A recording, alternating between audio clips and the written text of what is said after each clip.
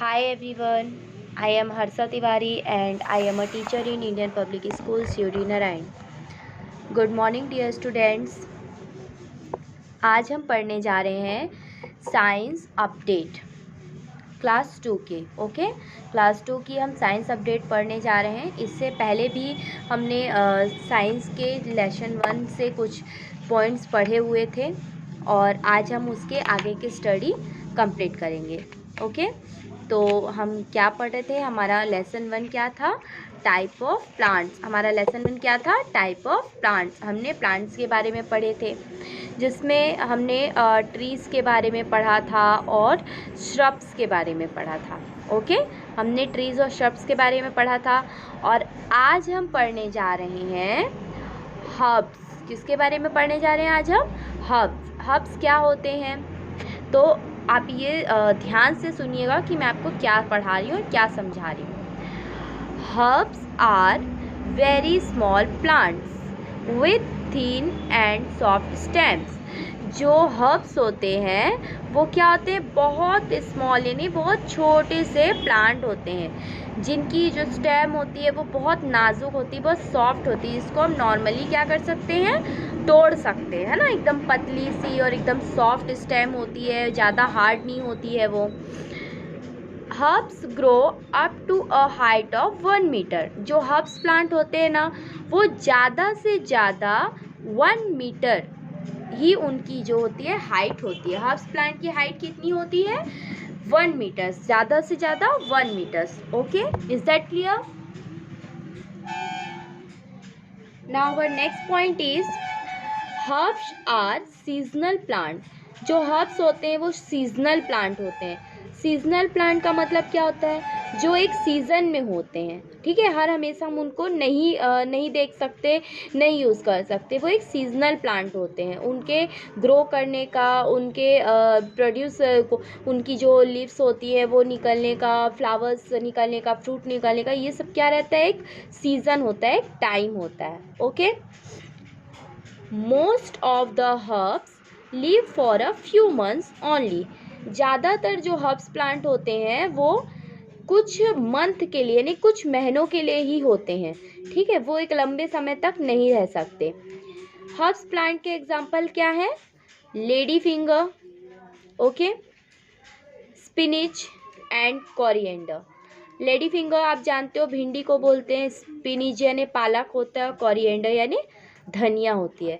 ये सब एकदम क्या होते हैं, सॉफ्ट होते हैं। इनके सबके स्टेम बहुत सॉफ्ट होते हैं और हम इनको ईजिली जो होता है हम ऐसे तोड़ सकते हैं।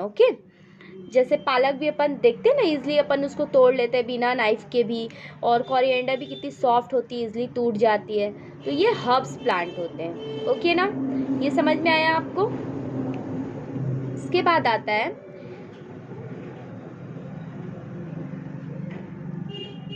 क्लाइंबर्स। हर्ब्स समझ में आ गया आपको अच्छे से। अब है क्लाइंबर्स।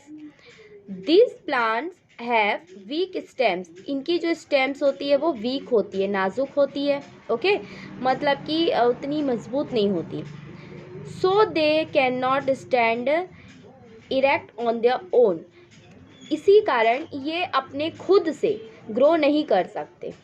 इनको किसी ना किसी चीज़ की क्या की ज़रूरत पड़ती है? सपोर्ट की। सच plants use support like wall. कुछ प्लांट ऐसे होते हैं जो वॉल में ही चढ़ जाते हैं और वो ग्रो करने लगते हैं, ठीक है। जिसको अपन एक बोला जाए तो नार बोलते हैं ना, जो ऐसे फैल जाती है। कभी कभी अपन उसको वॉल पे भी चढ़ा देते हैं। स्टिक, लकड़ी में भी। Other nearby plant other nearby plant to climb up. और अगर उनको वॉल या स्टिक का सपोर्ट नहीं मिलता है तो वो किसी दूसरे प्लांट के ऊपर चढ़ जाते हैं। जैसे कि आपने ज़्यादातर अमर बेल को देखा होगा दूसरे प्लांट के ऊपर चढ़ते हुए। Thus they are known as climbers. तो हम इसीलिए इनको क्या बोलते हैं? क्लाइंबर बोलते हैं। ना, समझ में आया आपको अच्छे से?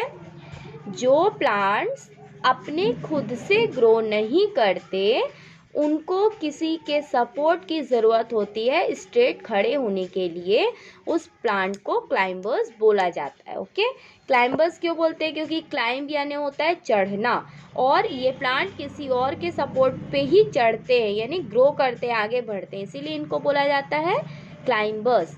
और क्लाइंबर्स के उदाहरण क्या है, एग्जाम्पल क्या है?